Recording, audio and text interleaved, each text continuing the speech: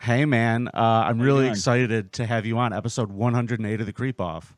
Me too. Thank you. You know how important it is for me to do everyone's 108 episode. You know It who? means a lot to me. You know who it was not important to today? Who? The creepiest of them all. Carl. It was not important to Carl today. He had other things to do. He was having a foot straightening procedure done. Oh, wow. Yeah, it went horrible. Is this any indication of how quickly Carl would leave you to move up to the big leagues? It is exactly what that is. It is exactly what that is. But I like to think of it this way: I have a better co-host today. What do you say we do a creep off, pal? Let's do it. Let's start off with the recap from last week. Hey everyone, Tucker Dixon. Hello? Yeah. No, I'm not paying you. The votes didn't go through. Oh yeah, what are you gonna do? Fly over from Mumbai? Yeah, good luck with that one. Where was I? Hey everyone, Tucker Dixon here with your weekly recap. Last week was Wild Card Week, and Carl got to start us off because of his unexpected win. Carl's creep was Mr. Steal Yo Girl, and your Xbox, and probably your life as well, and really anything else. He really likes stealing. Vinnie's creep, on the other hand, really enjoyed cheap whiskey and child murder. But don't worry, he was punished severely by getting nearly an entire month in jail for each child he killed. As for my creep, it would have to be Carl and Vinnie for doing Wild Card Week. Now I can't make a funny joke about some random person that I find. I really like the attention I get from these things, and I really want to draw these out for long periods of time so that people have to pay attention to me for a lot longer. Oh! Mission accomplished. Tucker? Out. Attention parents, what you're about to see is not suitable for kids. Shoot, it's not even suitable for some grown-ups. You might want to walk away now if you ain't into these type of things. I'm going to give the people what they want. Sensation, horror, shock. I'm gonna deliver the goods because I'm alive and I'm not backing down. Cuckoo, cuckoo. I think no one trusts Carl. No one likes him anymore. He's a snake. He's a scumbag.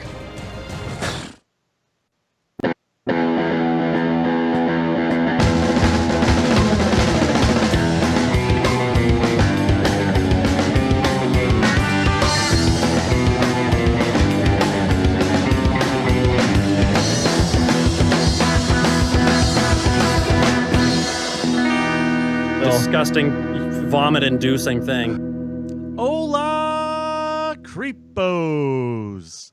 Welcome to episode 108. Joining me all the way from Los Angeles, California, from The Dick Show and the biggest problem in the universe.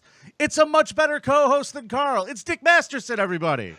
How you doing, everybody? Vinny, I love how you somehow managed to make even your camera look creepy for the creep off. I don't know if it's the lighting or you have a creepy resolution selected, but something about it is sending shivers through my body. Well, it's just my way. I like to think that this is what I bring to the table when it comes to the creep off. I bring the whole package. The whole package, camera and all. You're giving tracksuits a bad name. I don't wear tracksuits. That elastic, it cuts into my gut. Doesn't make me very comfortable. Dude, You need a onesie. Like they make fake onesies where that look like two articles of clothing because it folds over. You need one of those. I feel like this is very disrespectful. I'm just kidding. Dick, you can make fun of me all you want to today. I just appreciate your time. So, ladies and gentlemen, before we get too far into this episode, I need to take just 1 second and say thank you to some people who were absolutely amazing. And we had a fundraiser last week up here in Rochester for my boss at the Carlson's nephew, who has Ewing sarcoma in his brain, Dick. Oh. And it's not the kind that like helps you get rebounds and put up 22 a game. It's a bad type of Ewing sarcoma. It's not Patrick Ewing's sarcoma. Is that what you? That's what I'm trying to say. Correct. What decade are we in? How old is this audience that they get Patrick Ewing oblique references? Roughly our age, Dick. Roughly our age. So, is this how you start a comedy show? Like, thanks for like Jerry's Kids. I'm gonna let everybody laugh at me about something. Okay. Everybody a lot of people donated cash to this thing. It was very, very cool of them. So thank you to everybody who did. You know who you are. And I went to the fundraiser, Dick, and I was really excited to go to this because they had like a silent auction deal, and I slapped down a bunch of money on something, and I got it. Check this out. You're going to laugh your ass off at me. You ready? Okay. This is what I got. Something like a vacation home or something? No, I got this autographed ride in a- picture of former WWE superstar Luke Harper, AEW superstar, God rest his soul, Brody Lee, who was a friend of mine. He used to come to the club all the time. He was a great guy, and he died very young. And I put a lot of money down to get this picture.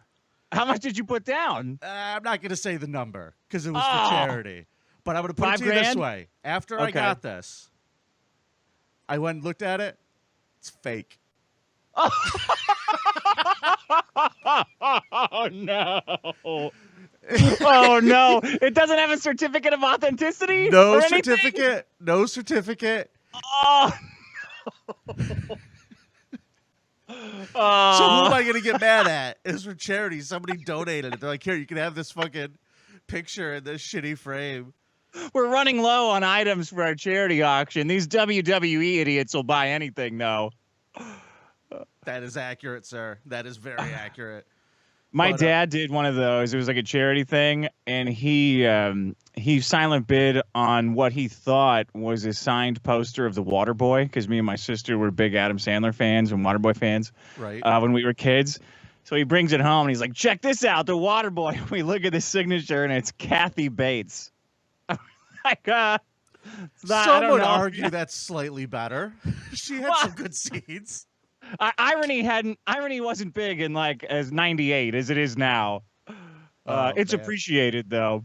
Yeah, so either way, I just want to say thank you to all you creepos who donated. And we're going to do a contest, but before we do, I want to explain that today's episode is a bit of an exhibition. We're going head-to-head, and we're going to do a creep-off, but it's going to be just for the bragging rights, because I think Dick's got quite the grasp on what we do here. And Yeah. I think he's up for the challenge, and I'm up for the challenge. So this is going to be very exciting. I let you pick the category, Dick. Yeah, it's something I'm intimately familiar with. I have a lot of experience with these particular type of creeps. So I figured take it down to what I know. If I'm coming in, unfamiliar with the show and the format. I know you guys though. I don't think you could create a show together that's very different than arguing about weirdos and gross stuff and making fun of people. So I feel like I kind of get it already, just knowing you. Yeah, walking into this, I feel like you probably have a better grasp than most. But today's category, ladies and gentlemen, is mental health professionals, therapists, people that we give our minds to help fix their creeps. L. Ron Hubbard had it right. They're all creeps. They are inherently creepy. They are. They're like used car salesmen for your emotions, right? And I think they just get you in that room for an hour and train you on how to sell their services to your friends, like an Amway scam. Yeah, I don't know. I've never really been to therapy, which is why I could do this show so willy-nilly. Everybody walks out of there like, oh, you got to go to therapy. You got to go to therapy. But my thing is, I don't know. I know how good most people are at their jobs, which is bad.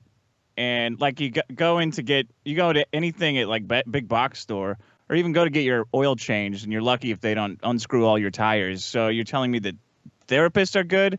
I don't think so. It's a solid point. That is Right? a very solid point.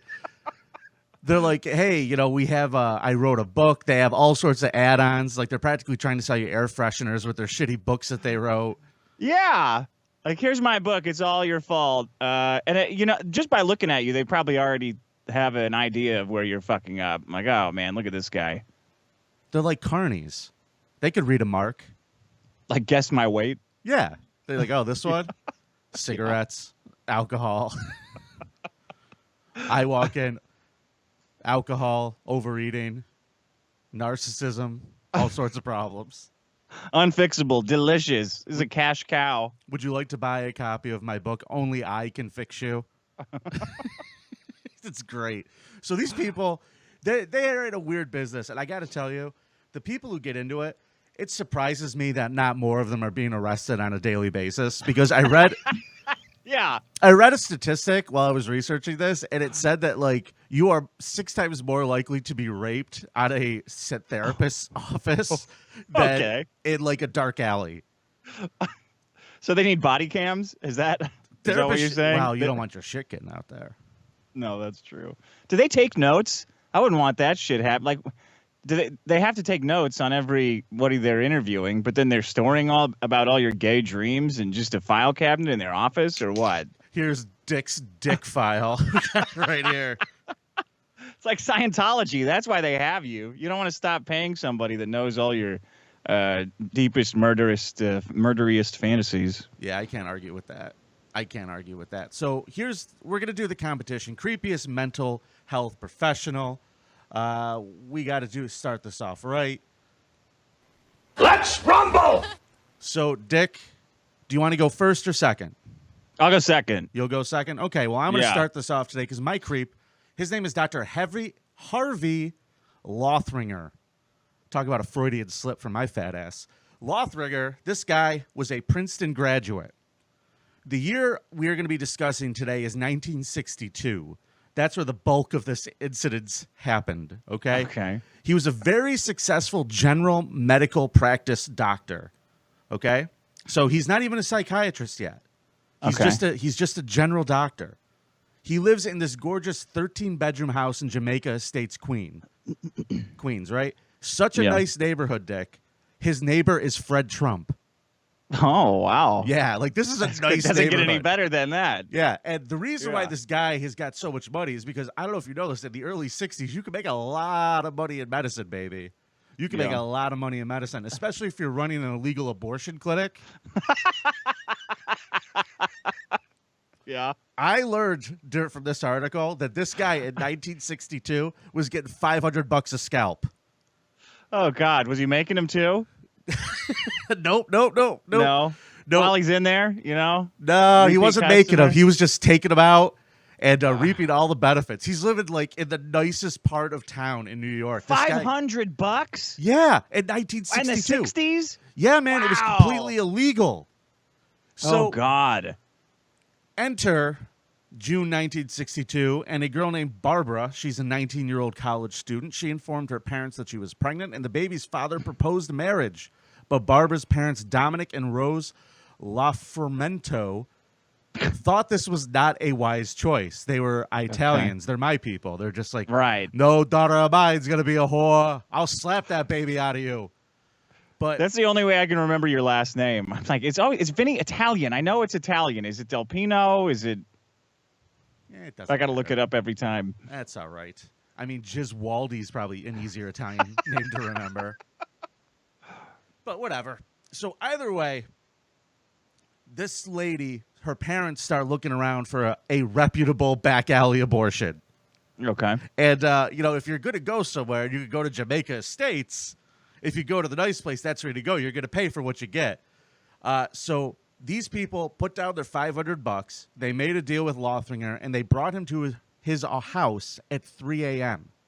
Okay. So this guy, That's when they do their best work at 3 Well- in the morning. apparently he found out that he was being investigated by the police already for being part of like a citywide abortion ring.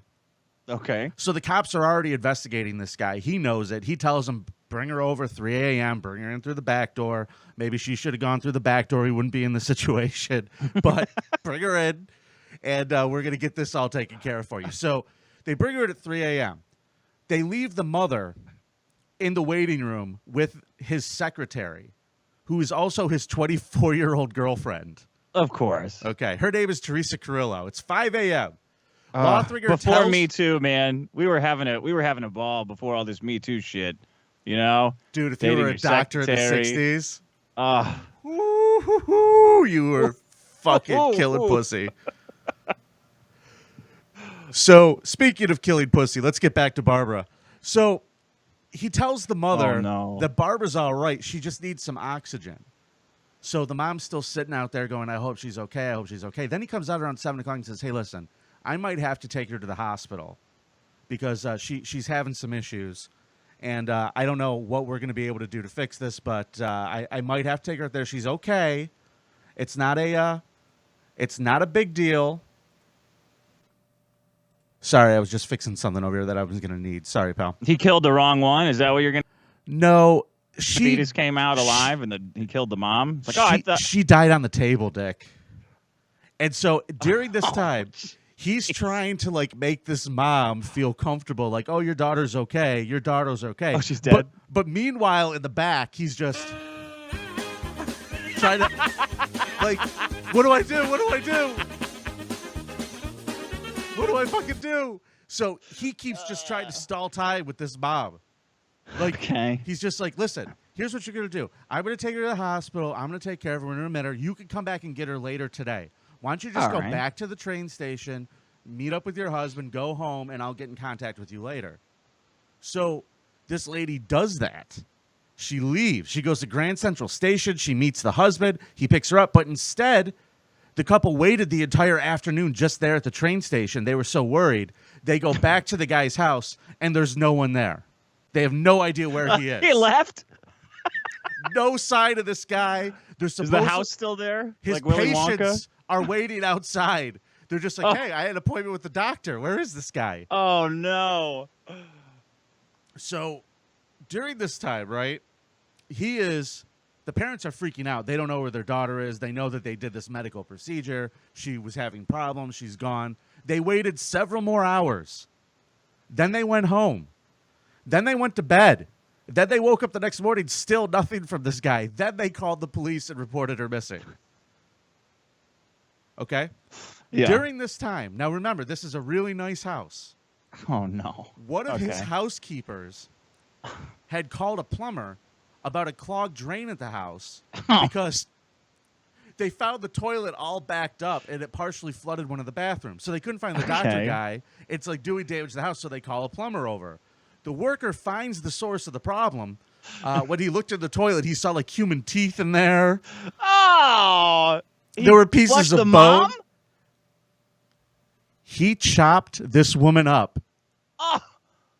in 1-inch pieces.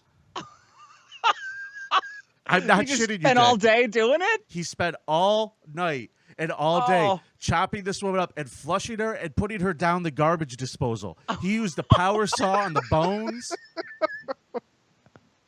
Where did he get this idea? This was plan A for him? What do you think is happening here? I mean, He didn't.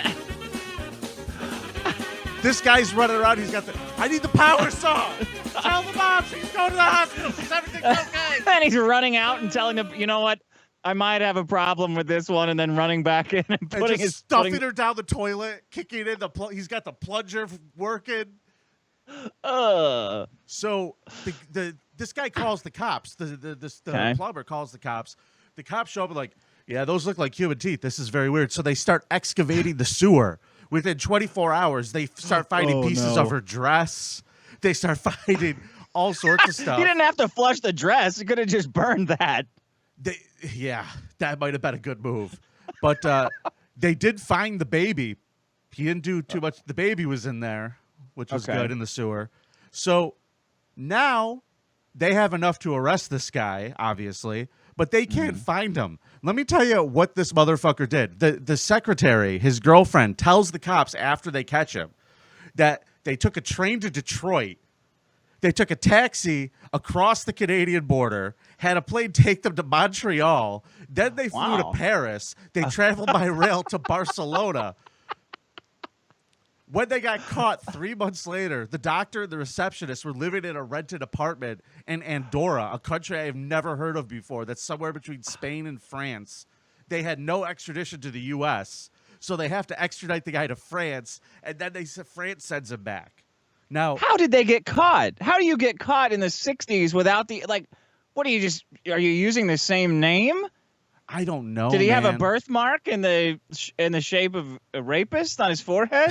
How do you get caught? How do you get caught in another country back then? I don't know, but this guy was busted. And I mean, I don't even think you have credit cards. It's a lot hard. It's a good point. Yeah. Either way, he was not good at hiding.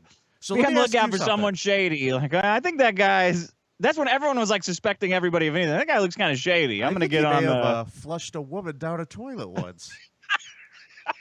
Yeah. So if you are the DA in this case, what are you charging this man with? God, abortion, Okay. desecration of a corpse, Sure. a desecration of a dress, Yep. stealing teeth. Sure. I don't know. Murder. How about murder? Would be Murder. good. Yeah. So I'm going to read to you a fun article that I found today from 1964 in the New York Times. Oh, I God. wish I had the media was so different back then, Dick. It was so different. Dr.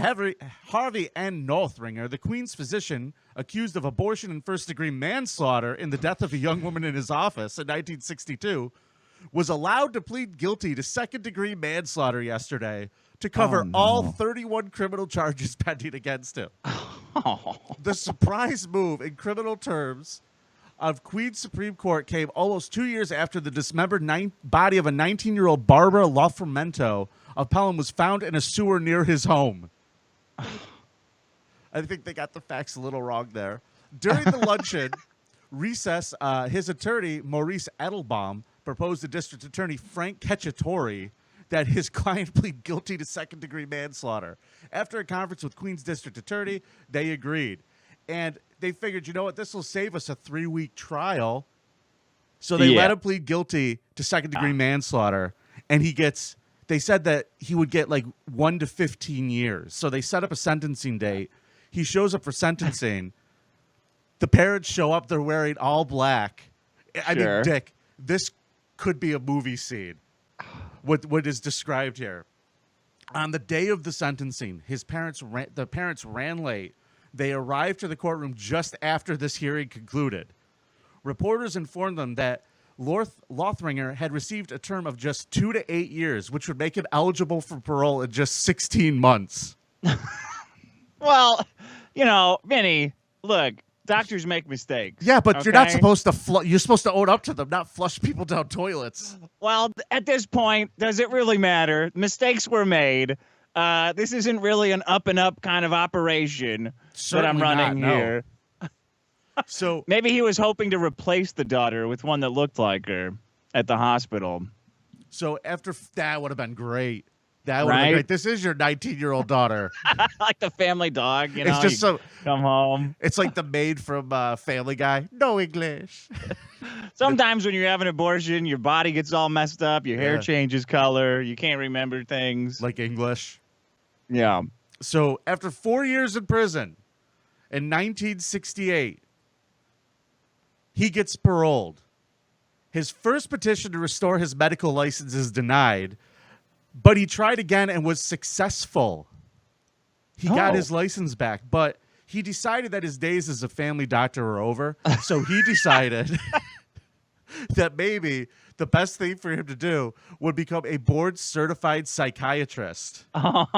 Okay. So by 1978, Lothringer somehow landed a job as a psychiatrist at the Westchester County Jail. So he's a jail psychiatrist. No wonder the recidivism rate in fucking New York is so goddamn high. They had this lunatic in charge of the mental health of prisoners. What is he? Does he have? Is it good to have a criminal psychologist though? Like, does he get some kind of cred if they're not listening to him? No. Work on their anger issues. He says, "Look, I know, I get it. I chopped a woman into little McNuggets and tried to flush her down the toilet. So you can talk to me. Like whenever I get you, right? He pulls the chair out backwards and sits in it. It's like, hey guys, Yeah. I want to reach out. You to see these teeth? I pulled these out of a woman's head. He just drops them on the desk slowly, one at a time. Bling, bling, bling. I like to think that, no, he was a little rougher. He would be like, oh, you guys want to fuck with me? And then he'd just look at them and then just flush the toilet with his foot. just to give him a little because they're bullying the last psychologist. Like, it's like Danger. What is that movie with Coolio and Michelle Pfeiffer? Dangerous Minds. Dangerous Minds. Like, we got a bunch of recidivist convicts. You got to come in and psychoanalyze them. We have just the guy for it. He's just like, you can't fight with your fists. You got to fight with this. You got to fight with your mind. So either way, at the age of 77 years old in 1996, he was forced to retire. When the prison was sued by the family of a 13-year-old girl who hung herself in their custody. after our buddy Harvey, without consulting anyone, took her off all of her medication. For some reason, he just said, no more meds for this girl, and she fucking hung herself like within a day. She probably called him fat or something. He's like, oh, yeah? I'll show you fat. Yeah. There goes all your fucking Holy benzos, shit. bitch. So they like the lawyers for this prison were like, well, we're going to have to defend this. Like, oh, who's the doctor? Wait, shit. what? No, we're going to settle this. And who hired him? Like, oh, he's been here since 78. Old Harvey, he's fine. Oh, the abortionist? Yeah, he's fine. Holy shit. That is my creep this week. The creepiest therapist. I mean, could you imagine going to get, like, psychological counseling from a man who flushed a woman down the toilet, ladies and gentlemen? Dr. Harvey Lothringer is my creep this week. I can't believe that his contingency plan for a death on the operating table was so bad.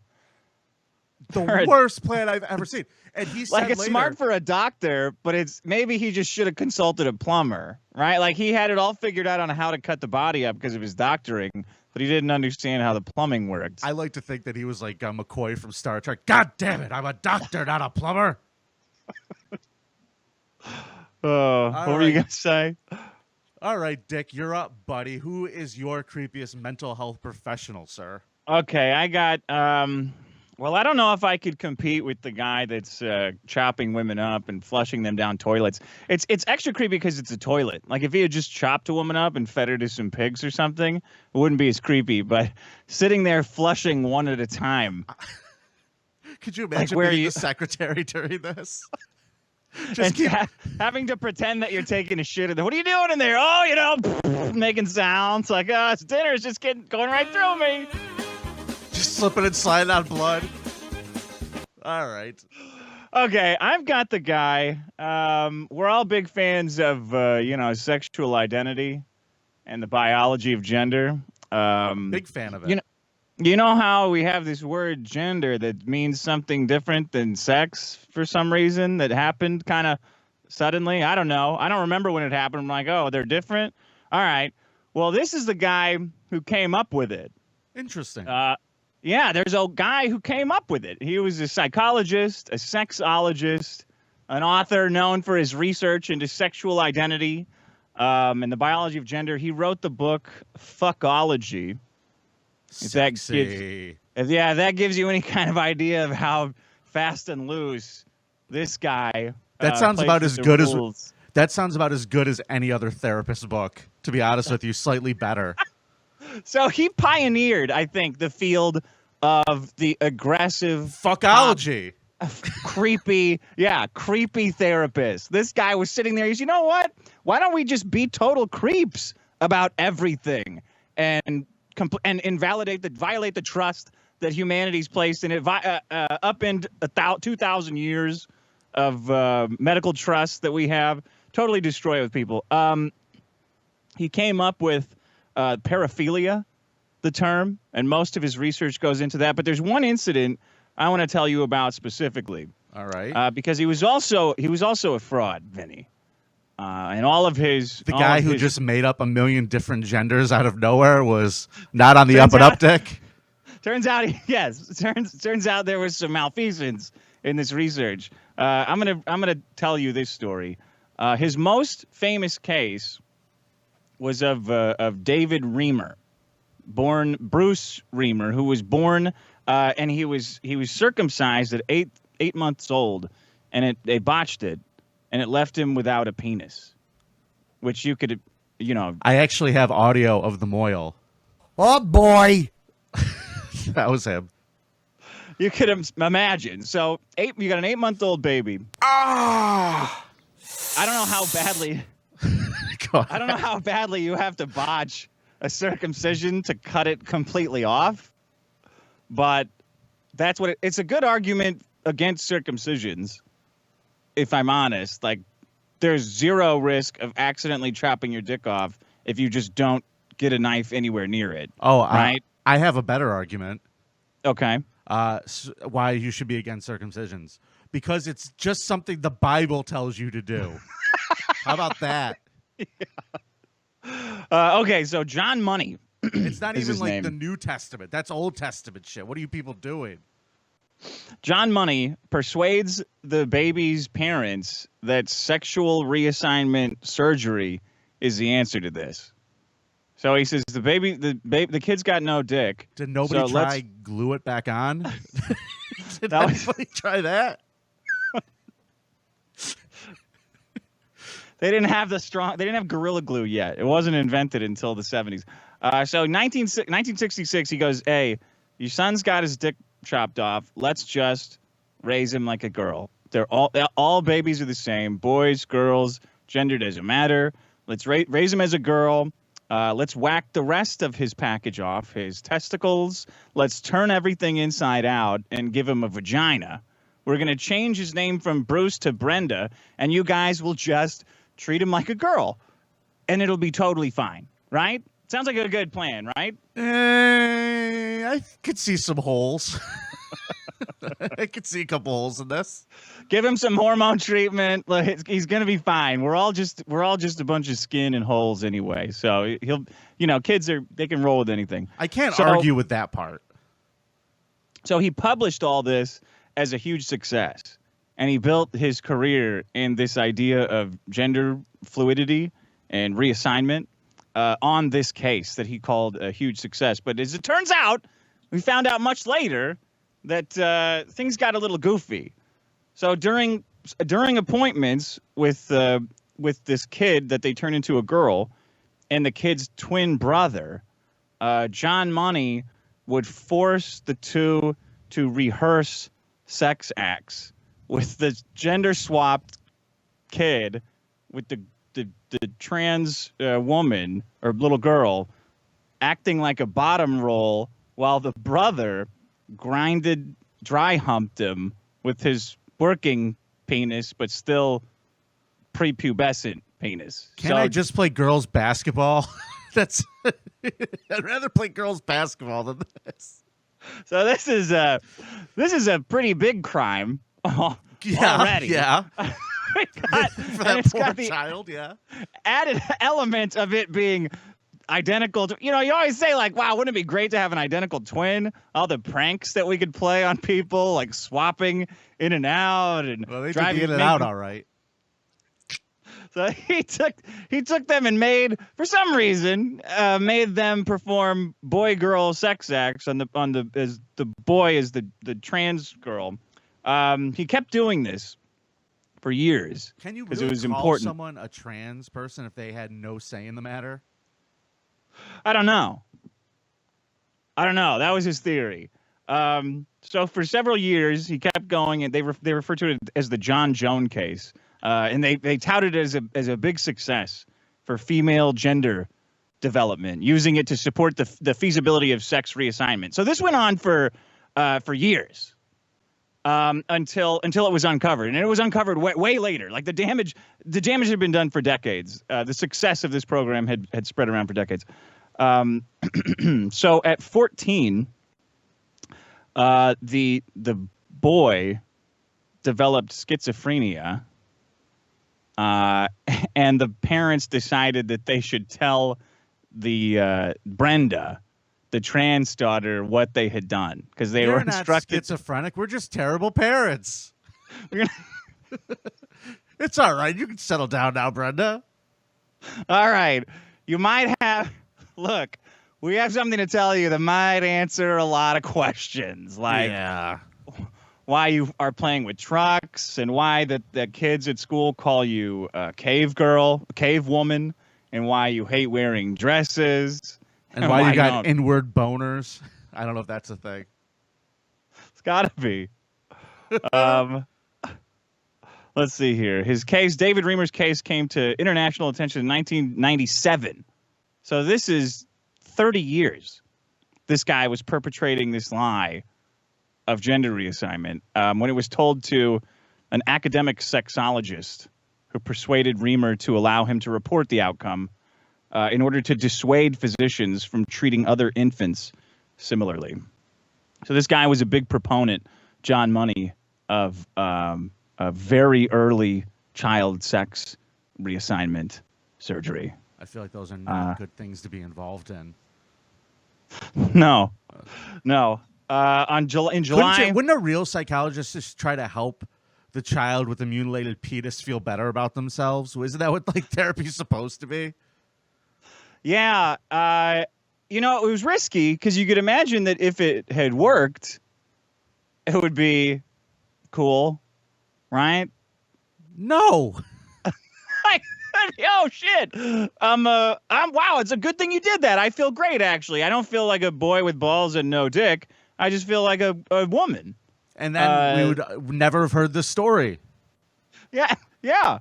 There'd be a lot more babies getting swabbed at birth by now. And Moyles would have a way out now. Yeah. Let me see here. Oh yeah, in July 2002, Brian was found dead from an overdose of antidepressants. Uh-oh.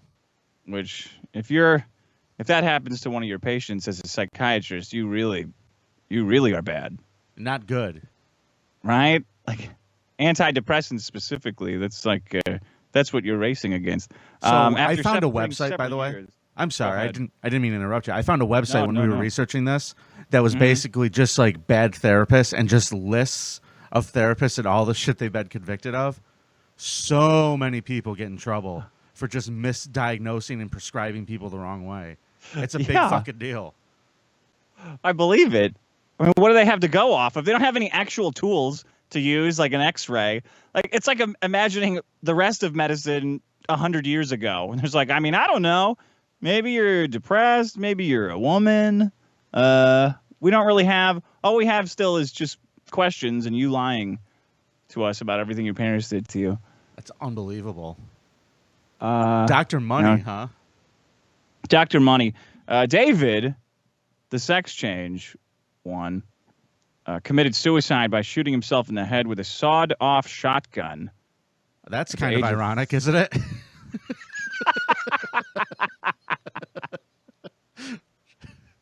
It's like 10,000 spoons.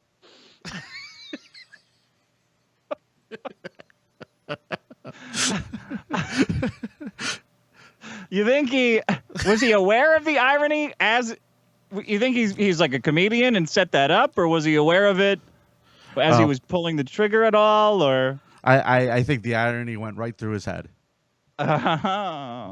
Reamer's parents, they said that Money's methodology was responsible for the death of their sons. Can you imagine that? And Money has argued, instead of saying, "Oh yeah, that was fucked that I did that," as well as being illegal. Money, the psychologist, has argued that the media response to his expose was due to right-wing media bias That and old the anti-feminist movement. Yeah, so that's the reason. The reason people are so upset, according to the doctor of psychology, is Trump, basically. What makes me question that argument, sir, is the fact that most trans people don't want to be raped by their brother. Do you think? It's not a good argument, sir. It's not a good argument. Even if the trans part would have worked, I would think that the forced incest would be a problem. Like, I think you messed up your own experiment when you started adding that into the mix. Yeah, sometimes scientists, man, they get ahead of themselves. Yeah, they do. They get excited. Premature celebration, right? I'm like, okay, that was awesome. Well, let's see if the incest. Well, that I the wanted to get vagina's going. there. Let's see how she fucks. Let's see. Intersex activists also criticized the guy for making them look bad, I think. Yeah. Yeah, I guess that's a case that probably should be cited more often. Well, right? Because everybody's talking trans all the time, but nobody's ever going like, hey, you know the guy who came up with that was like a weird pedophile? Anybody? So you're telling me that like the whole trans thing, the whole trans movement started from like a Reese's peanut butter cup accident? This guy slipped the knife. It's like, you got chocolate in my peanut butter. You got peanut butter in my chocolate. Look at what we have now. Yeah, but there's no like reporting on how the Moyle felt about the botched circumcision. But yeah, this whole nightmare that we're dealing with every day is all a result of these poor kids They both killed Fucking themselves. wild. So what's this guy's name? Dr. Money? What a badass name. That's probably why he thought he could get away with it. That's a heel's name right there. Dr. Money. Here Dr. comes Money, the what's money. up? I love it. So, ladies and gentlemen, you could vote this week at thecreepoff.com. You could either vote for Dr. Lothringer or you could vote for Dr. Money. And we will find out the results on next week's episode of The Creep Off. So make sure you do that. Dick, you want to hear do some voicemails with me, buddy? Absolutely. All right. Well, our voicemail segment is brought to us by our good friends in Syracuse. The Creep Off voicemail segment is brought to you by the City of Syracuse. The second annual Carousel Ride-a-thon is happening this week to benefit the Make-A-Wish Foundation. The kids' #1 wish? To not have to die in Syracuse. See you in Syracuse. You get it? It's not a good place.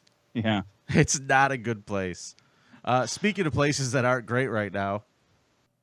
This is Vladimir Zolinsky. You are listening to the Creep Off, America's #1 anti-Russian podcast.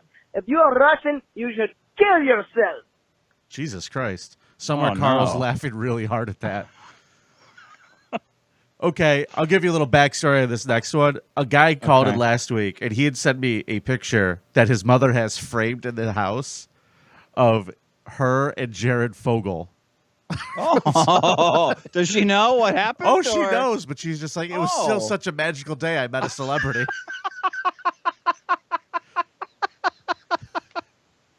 And this kid sent me a picture, and I cried, and I cried, and I cried, laughing and laughing and laughing. She looked like. Does anybody get a trigger warning when they come in the house? Like, hey, you don't have any. Nobody molested you, right? Okay, come on in. Something in this house might be upsetting for you. Dick, she looked so happy in the picture too. Just big smile, like, oh, a celebrity. Well, she's in no danger. No, yeah, that's true. So here is a voicemail of somebody who has him topped, apparently. So you're talking about this guy's mom and a picture of her with Jared. I don't have a copy of this photo, but a family member by soon-to-be marriage, her family owns Subways, and there is a picture of her as like an 8-year-old girl standing next to Jared, smiling. So, love you, fuck you, bye. What a memento of a fun Where are day his at hands? the sandwich shop. Oh wow! Where is he getting hands? Is he getting a nice sniff of that freshly baked bread that she's got going on? I'm pretty sure that is has to be the case. That guy, we did a whole bonus episode on him. Did you know that he turned his dorm room into like a porn rental store? He was just buying so much pornography in college that he would rent it out to people. Like the big tapes, the big tape packages they used to have. VHS, oh buddy. Man! And then his dorm room, he got too fat for his dorm room, and he had to move off campus. And that's how he subsidized himself, was renting porno tapes. And then he lost weight from eating Subway sandwiches. Like, look at this hero. Do you think they vet guys like that more now? Like, do you think maybe question number one is like, hey, are you a pedophile? They show him like a picture of a girl in a bikini, and then a picture of a little boy with a lollipop. It's like, which one of these pictures do you prefer? All right. We got one from a listener. Here we go. Hey, guys. So, my bad. I forgot to vote again, and I feel like a dick. I usually feel like pizza or ice cream, so this is kind of a weird feeling. Anyhow, I'd like to cast my vote for Vinnie. Brought about a creep. That was pretty fucking gross.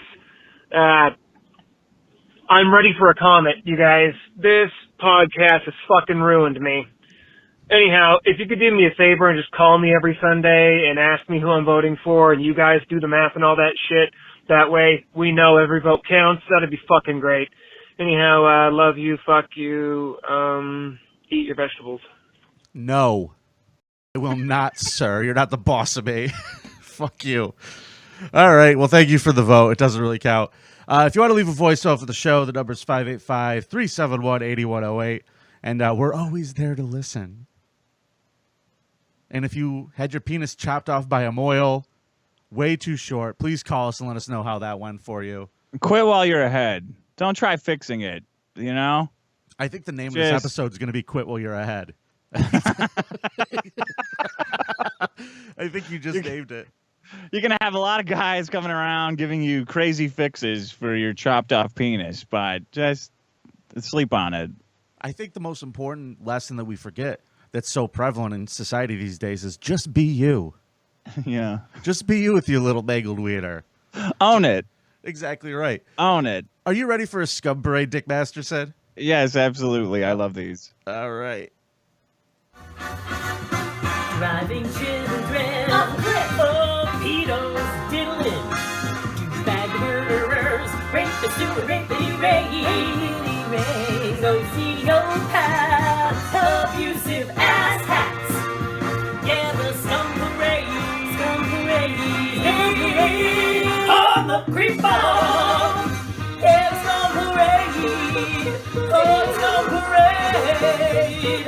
Woo! Carla and Vinnie are back.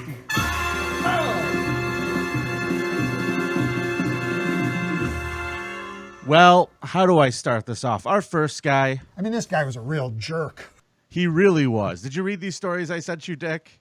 I did. Okay. Yeah. Well, a passenger at a Southwest Airlines flight pulled his pants down and masturbated 4 times on a 3-hour flight from Seattle to Phoenix. I feel like that's a lot. Yeah, we were talking about this on my show yesterday, and I don't know if it's to completion or if it's like Loki's wager. Like, when does it count as a time masturbating? Hands-on How many versus pumps? hands-off time. So once your hand hits, that's a time, and if your hand comes off, that's no more. That it's a new time. Grabbing your dick. I don't think we have a science for this, but I think that's probably the closest thing. Like if he's like, "Yep, okay, I'm done for a while," and he just like lays back and then goes Does it back have to go it. flaccid again? Like, is there an engorgement % ratio that it has to cross below before it's, and then it's hands off, and then it's a different time if you go again? Do you know what I'm saying? I do. I don't know what the metric is. If somebody knows, please let me know. Like if you put on clean underwear at night, you could put them back on in the morning, then wear them for the whole day. But you can't wear them for a whole day and then put them on again in the morning and wear them for half a day. Right? Correct. It's got to be, and we need a beat off rule system if we're going to have stories like this. I don't think we do. I think we could just laugh at this guy. His name is Antonio McGarity. I like that. He sounds like an Italian Irishman. Very drunk, very romantic. So he gets arrested when the flight landed April 2nd at Phoenix Sky Harbor International Airport. And according to a criminal complaint first obtained by the Daily Beast, McGarity admitted to masturbating multiple times on the flight. I think they may have gone by his number, Dick. I think they may have just gone by, like, how many times did you masturbate? So he's like, I don't know, 3 or 4. So that's like when you get pulled over by a cop. Like, how many drinks have you had tonight? Like, 2 or 3. Yeah. And you've had like 8. So he must have been jerking off the entire flight. Yeah, this guy did not stop. So he did it in front of a woman sitting next to him. Like, he had no shame in his game. The FBI investigator said in a complaint, the woman said McGarity pulled his pants down early in the flight and masturbated 4 times in the first hour. So she takes a picture of him doing this to show the police. And after he fell asleep, she asked the flight attendant to move to a different seat. I would have led with that. This, like, you didn't think about maybe after the first time he did it to move seats? Was she paralyzed? Did he have like a weird looking dick or ginger pubes or something? And she just stared at it, transfixed? McGarity claimed that the woman said it didn't matter to him if he masturbated, and he found that kind of kinky. I believe that. I believe that she did lead him on. You think that she was like, all right, go for it? Yeah, go. She's like, oh, I didn't know what to say. So I said, yeah, absolutely. And what do you know? He did. This is like Louis C.K. all over again. Yeah, except this guy isn't going to win a Grammy. This guy isn't going to win shit. I like to think that she was like, sir, could you not do that? And he was just, I don't care. I don't care. just sitting there singing and jerking. My jokes don't go over. I don't care. I think he just had a good old time. And either way, he's arrested. You don't get to do this. You don't get to do that. You think you That's can get bullshit. away with that without having legal ramifications? You're out of your fucking mind. Stuttering John's making a lot of sense today. Yeah. I should do more Stuttering John drops when Carl's here, not when Dick's here. Got it. Check. So did the woman, did she want to switch places to throw someone else under the bus? Or did she tell them that he's beating off? I got to get away from, because that's kind of Like Maybe that's it was like a line at the peep show. People were like waiting, and she had to move to get the next guy their turn next to him. and she's taking video. How do you discreetly take a video of somebody jerking off? Is he? I guess he's distracted. Why are we using the term discreet in this story at all? Oh, so she's There just is right no there filming like, you discretion. motherfucker. You show me that dick. Well, I mean, dude, if he's fucking sitting there whipping it out, what's he gonna say when you pull out your camera? No, don't look. Is that what he's gonna do? I think this is a new ad campaign from Southwest, honestly, where they're just generating fake stories about sex crimes being stopped aboard their aircrafts, or maybe it's done by JetBlue. I think this was a Southwest Airlines flight, and if this is the case, if they let you just masturbate, I will buy that extra seat. Yeah. My fat ass will pay for 2 seats. All right, let's go down to Mobile, Alabama, shall we? A $500,000 bond is set for a Mobile, Alabama man who police say killed another man by hitting him over the head with a shovel and a pipe. Oh. Not a good thing to do. Prosecutors on the case told a judge at a bond hearing they believe the assault might have been racially motivated. The attacker was white. The victim was black. Morgan Daniel Barnhill, 27, originally told the officers in the Mobile Police Department he struck a man because he thought an unknown burglar was breaking into his shed on March 29th. Okay. Well, the authorities say the investigation pretty swiftly uncovered the man knew who the person was he bashed in the head with 2 sharp and heavy objects. It was his neighbor, a 25-year-old black man. An officer close to the case said through the investigation it was determined that the alleged victim intentionally misled the officers about an attempted burglary. And they discovered several inconsistencies in his statement when it started. They determined that he filed a false police report claiming an unknown male was attempting to break into his shed. So he knew the family. He knew the guy very, very well. Yeah. And apparently they've had barbecues together. The guy's been over to the house. I feel like he deserved it then. So I mean, what do you were making it illegal to kill your neighbors now? That should be, you should get a mulligan on that. Like, why? Significant others, wives, husbands, neighbors. Okay. That's fine. But anybody else, you can't kill anybody else. Yeah. You know? Well, in this particular case, I will give the Mobile, Alabama Police Department a little bit of credit. They actually did investigate it. They didn't just take this guy at his word. They go, oh, he was breaking in, was he? Well, good job. Like, high Good five job. him, throw the guy in the back of the hearse, send him out of here. They at least investigated it. But the victim's mother said that apparently there was a argument over someone had a purse that was missing. And this guy blamed her son and invited him over to come talk about it. And then killed him? And fucking beat him over the head with the fucking shovel. Come on over and talk about that purse. I'm in the shed. And then he locks the shed and he's like, oh shit, there's a guy trying to get into my shed. Well, the perfect crime. Shocking. This guy remains incarcerated because he didn't have enough money to meet bail. Oh. Yeah, so this dickhead's in prison. Now, Dick, when the last time we did a show together was when we were in Chicago. And when we did the live show, we talked about an Illinois man who got in trouble very close to where we were, like 2 blocks away from the venue. Oh, really? Do you remember this? No. Well, I have an update on it. So here's the story, folks. This guy named Michael Lelko, 45, he's being formally charged with 2 felony counts of concealment of death, okay? The remains of his mother, Jean Lelko, she's 79, and Jennifer Lelko, his sister, were discovered back in August while we were in Chicago, right around the corner, in the family's suburban backyard. There was a welfare check done by the state because the place was such a fucking disaster that they didn't have doors that worked. There were 2 brothers that lived there. They had to go in through the windows to get in and out of the house. This is starting to sound familiar. Apparently, Jean and Jennifer were probably the ones keeping this family together, but they found their bodies buried in plastic tubs that they wrapped with duct tape. Now, no one knows. Did they get him nice tubs at least? Dude, the best tubs. It's his mother. They got wheels on them. It's the ones you could stack. It's the ones that are like they look like they stack. Yeah. I like to think that it's the ones where they just didn't have the matching lids. That's why they had to do the duct tape on it. Just to keep it closed. The lids match. The lid says Rubbermaid, and the tub says Hefty. No, they don't. Fucking bullshit in the ground, Mom. So, sad state of affairs is that Michael had been allegedly cashing his mom's monthly Social Security checks for years. Now, the two siblings have allegedly stated that Jennifer had killed Jean by pushing her down the stairs in 2015. Then they claim that Jennifer died from COVID-19 in 2019. Okay. So convenient. Jennifer killed Mom, put her in the Rubbermaid tub, put her outside, and then COVID got her, and so we just gave her the same treatment. Is that true? That's what they're claiming, but how can anybody know? Yeah. Either way, this what a loss. This oh fucking Gene and Jen.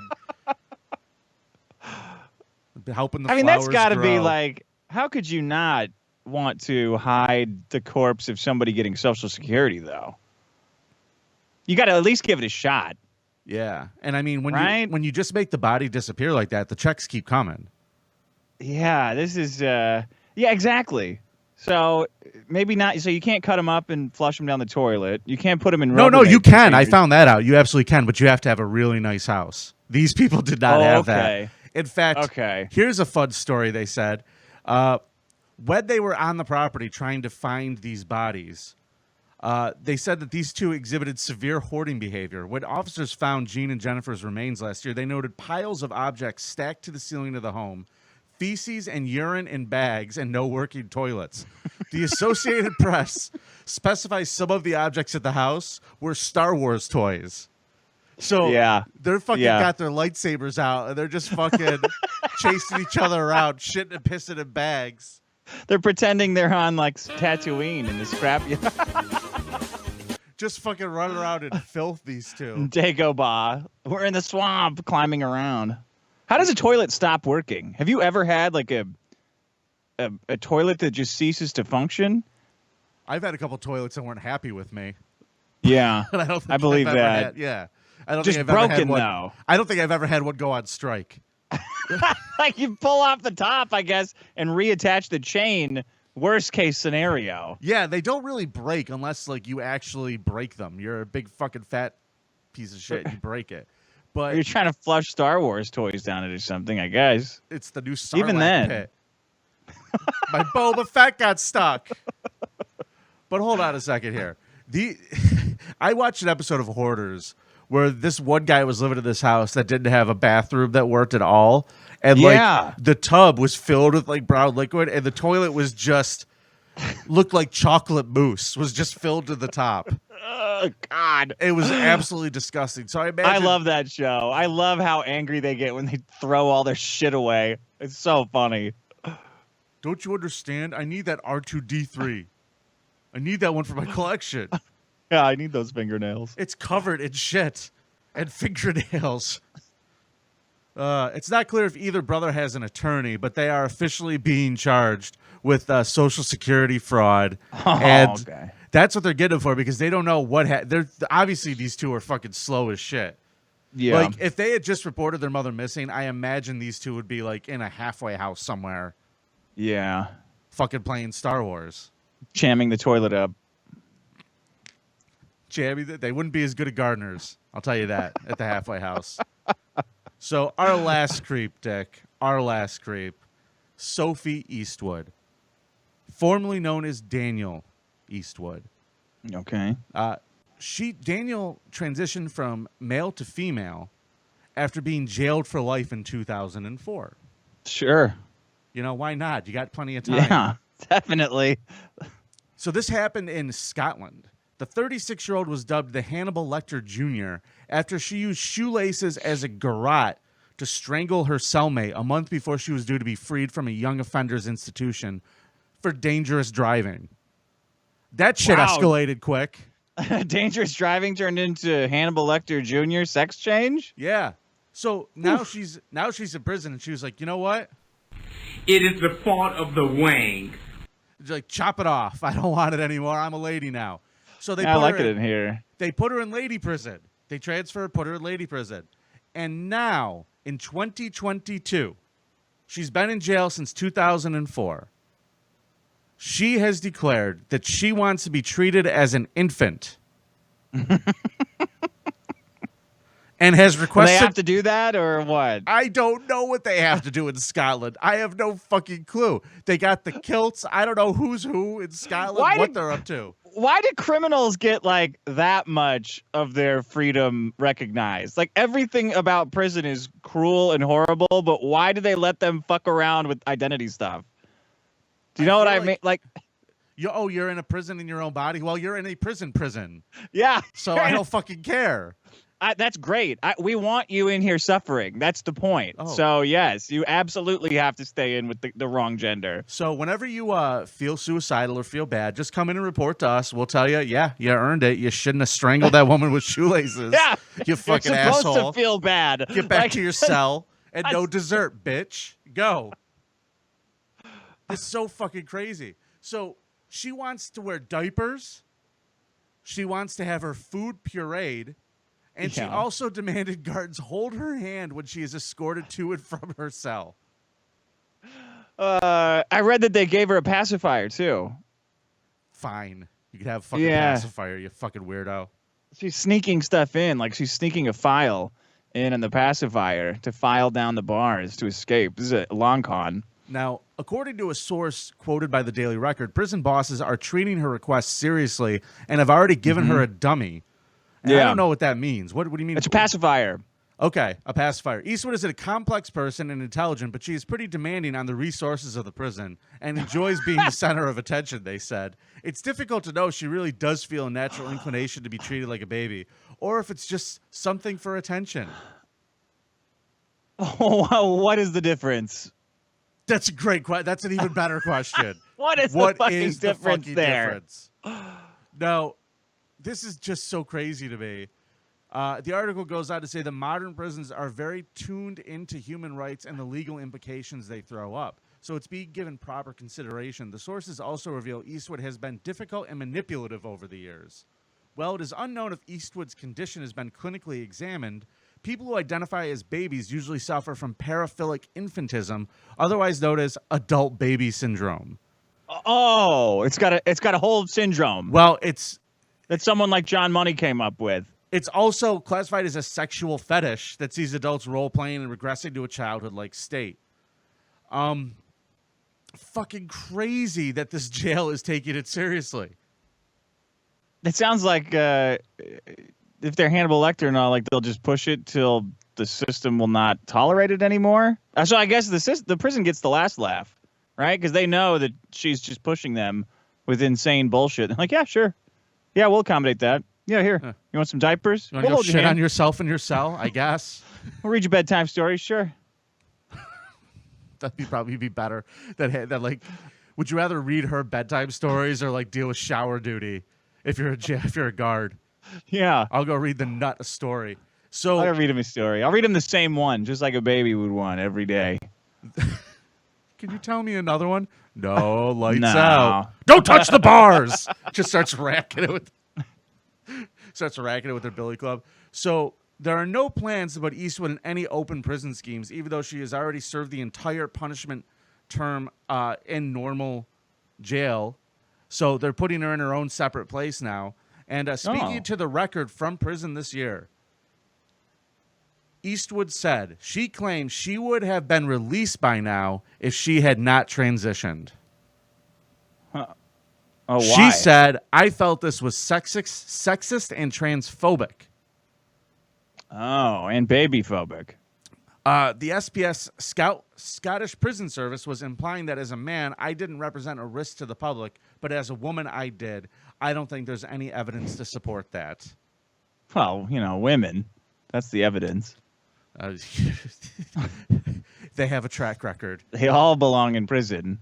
So I have to say that is the end of episode 108. Dick Masterson, I appreciate. You better hope that lady doesn't hear up at your house with a diaper and a binky. Oh, what is she looking gonna for do? revenge? She's gonna be like flush you down your own toilet. She's gonna be in prison going, I identify as a Rochesterian now. I need to be transferred out of prison for life to Rochester to get revenge on the fat one. Fuck that. Dick, I got to tell you, man, it's been fun doing the show with you today. Thank you so much. You could follow Dick on Twitter at The Communist, and you could check out The Dick Show and The Biggest Problem in the Universe wherever you listen to podcasts.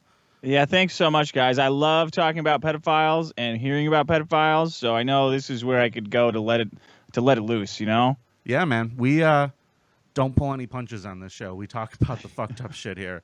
So it's been fun having you. Carl will be back next week if his feet can be straightened out. And until then, folks, act right. It's nice to be important, but it's more important to be nice. Gugia. That's how we close the show. Isn't that good? Did you come up with that? No, we stole it from an old radio guy. Oh, wow. Hey, I didn't even get to play for you. Have you ever heard of Carl Hamburger? Yeah, I have. Did you see the video of Carl Hamburger this past week doing his cheeseburger? Oh, Maddox yes, video? I did. Yeah, I did. I got all of his voices. I feel like those should pop up on the Dick Show. Yeah, I feel like we could do a whole, like a food-themed episode. And just have Carl be himself.